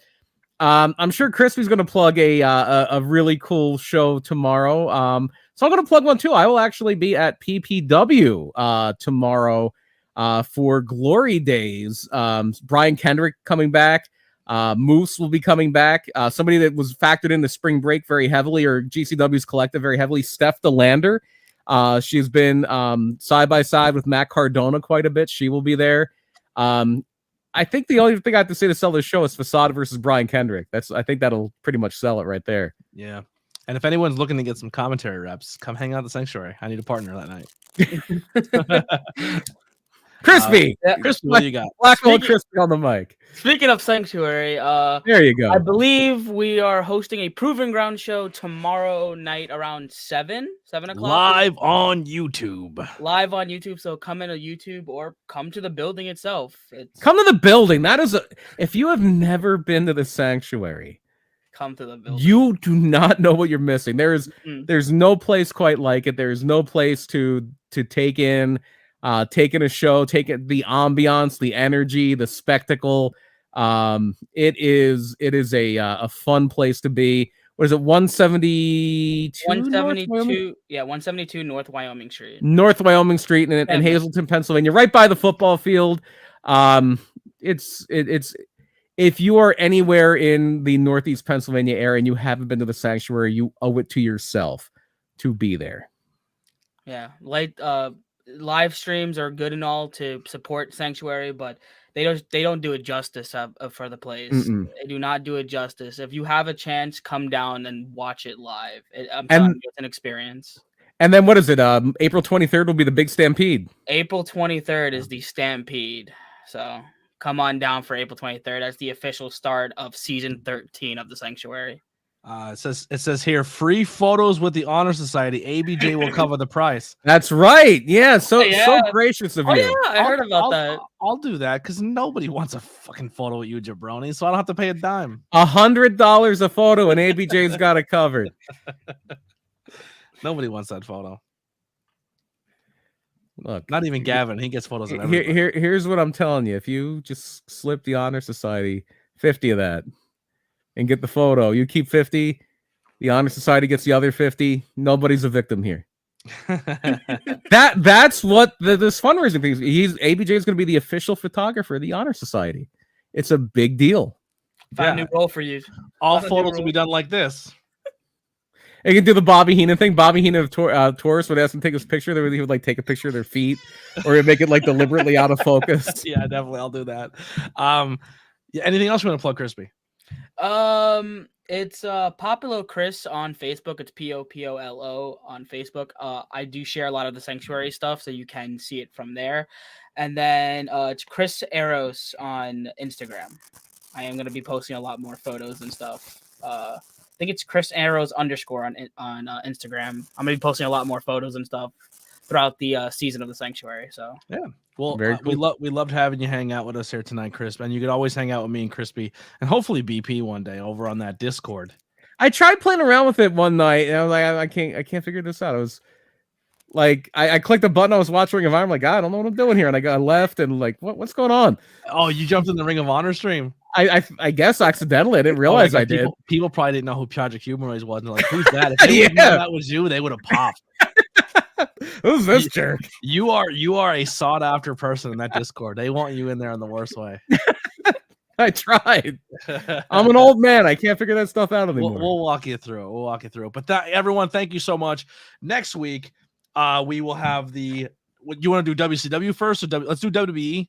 Or let's do WCW, then WWE, and then WCW. Right. Yeah, we'll do it that way. So next week will be WCW tag teams from the 80s and 90s. Well, let's go non-WWE because I got so many WA tag teams I want to talk about. Okay. And if we're going into the 90s, ECW had a great tag division.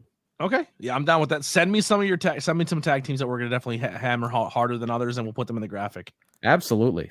All right. Well, that'll be our episode. Thank you guys for hanging out with us. The chat was popping all night tonight. A lot of people here. If you haven't hit subscribe already, please do so. Check the links below. Once again, if you're not at PPW in Broadheadsville, and if you're not there in person at the Sanctuary tomorrow, please come over and hang out the Sanctuary with us live on YouTube and hear me on commentary.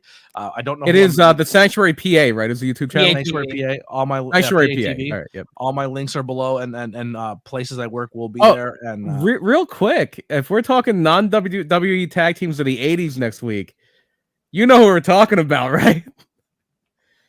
Do you have a tennis racket handy? Oh my god! Yeah, yeah, some polyester handy. I will. That tag team is that tag team's fine to talk about. They were very good. That manager is very good too. Might not like him as a commentator. That manager is one of the best managers that ever lived. Jim Cornette, I respect his history and factors and everything he's done in professional wrestling. I just sometimes I don't like some of his takes. His talent as a manager is second. I would say as a manager he's second to none. As a manager he's second to one. So yeah, I would put him third. I'd put him third. He's number 2 for me, but fair enough. Paul Heyman's number 2 for me. He's number 3. Yeah. All right. We'll see you guys next time. Here's some music that we gotta eventually figure out an intro video and redo this graphic so it's not just me and BP. But was music by some Converse kid, Billy Trey. We'll see you guys next week. Interview. 2 interviews just dropped too for ABJ podcast. So go check out those 2 interviews. Next week we have on the podcast Rembrandt on Tuesday the 11th and Daniel Alexander on Thursday. 2 great interviews, so we hope to see you guys live in the chat for those 2 interviews. And it's all leading to the big interview at the end of the month. Can't wait. Yeah, Cosmic will be and the other one, the big interviews. You're right.